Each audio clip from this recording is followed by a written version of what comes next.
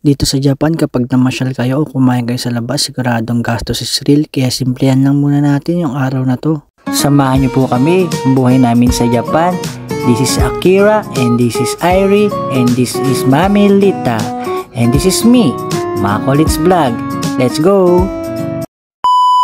Hi guys, mapagpalang araw sa inyo. Araw nga pala ng linggo ngayon. Balak sana namin masyal, kaso kailangan namin magtipid. Mag-aalas 2 na pala guys. Bali kakauwi lang pala namin ni Mami Lita. 15 nga pala ngayon. Pumasok nga pala kami noong Sabado ng gabi. Kaya nga ito ngayon ay papasyal muna kami. Ay hindi pala guys. Mababa kasi ang 3 lapad kapag pumasyal at kumain sa labas. Kaya ito na lang ang gagawin namin. May hahanapin lang kami sa second hand shop. Tapos uwi na rin kami. Ayun nga pala yung vintage na motor ng kapitbahay namin. Pati yung sasakyan niyang vintage. Maraming pera yan guys. Bali paalis na nga tayo sa mga oras nito. Wala pa nga pala kaming tulugan ni Mami Lita kasi nga diba pumasok kami, kaya pumunta muna kami sa TF Treasure Factory guys. Puro second hand yun dito, may hahanapin lang kami. Bala kasi namin mag family bonding na lang sa bahay. Imbis na kumain sa labas, sa bahay na lang para makatipid nga tayo guys. Si Irie nga dito ay maligalig dahil nakawala na naman sa bahay. Minsan nga guys napapaisip ako na baka may taong lumapit sa akin at sabihin lang sila ang totoo kong magulang at ako ang tagapagmana. Sana all.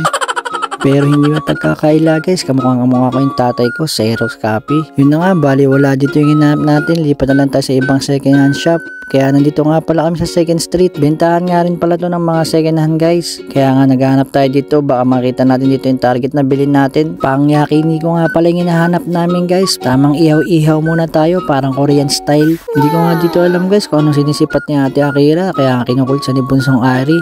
Ngayon naman tamang piano sila. Kaya minsan guys masarap din pumunta sa mga second hand shop kasi pwede mo silang kalikutin.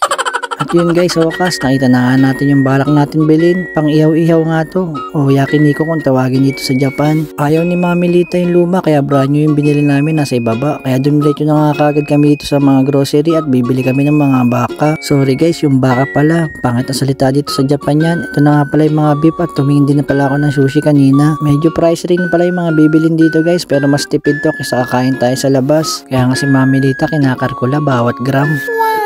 Syempre guys, nakita na naman ni Bunso yung pampawala ng mga ngipin. Medyo marami rin pala yung nabili natin para mas maganda pa yata kumain tayo sa labas eh. Hindi, joke lang guys. At nandito na nga pala tayo sa bahay. Si Aitang nagbababulgam na naman. Si Ate Akira ka kakarating lang, hihiga na naman. At yun na nga guys, piniprepare na nga namin ni Mami Lita yung luto-lutuan natin at tamang Korean movie lang tayo. May gulay-gulay pa guys. Kasama na nga dito yung hapunan guys at syempre hindi mawawala yung pampatulog natin, beer. Ito nga pala yung sushi na nabili ko guys. Medyo nakatipid tayo ng konti guys. Ito na nga yung yelo natin. Ang nihongo pala nun ay Cory. Kung iisipin mo nga guys, para ka na rin nasa restaurant, di ba? Basta magkakasama kayong magpapamilya, kahit konti lang yung pagkain o konti lang yung pinagsasaluhan, siguradong masaya. Kaya nga habang busy pa yung bata at si Mami Lita, ipe-first bite ko na guys ha. Pero sana guys, mapalo nyo rin ako at ma-like and share nyo to. At yun, naka-first bite na nga guys. Si Mami Lita, ang tagal kasi, kaya ito, si Akira muna. Daw, Hindi nga nagpauli si Bunso, so Bunso din daw, daw, At syempre guys, hindi rin tayo magpapaulig, So paano guys, magsisimula na kami ni Mami Lita. Sana huwag niyong kalimutan na like and share ang video na ito. See you next special at see you next vlog. Bye! Thank you!